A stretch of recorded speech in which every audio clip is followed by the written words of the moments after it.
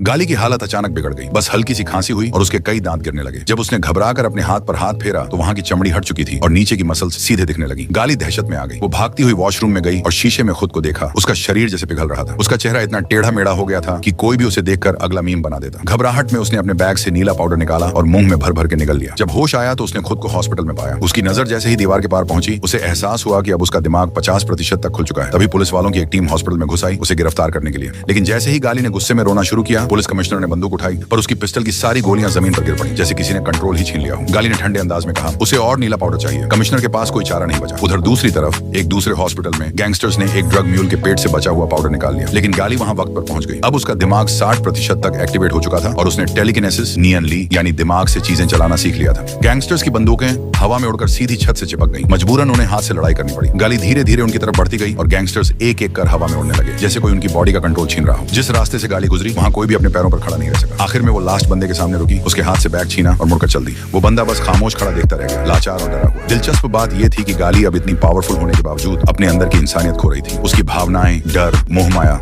सब खत्म हो रहा था। और जब उस बदमाश ने सोचा कि अब वो बेकार है, गाली ने उसकी तरफ बढ़कर उसे हल्के से काट लिया, मानो खुद को याद दिला रही हो कि वो अभी भी इंसान है।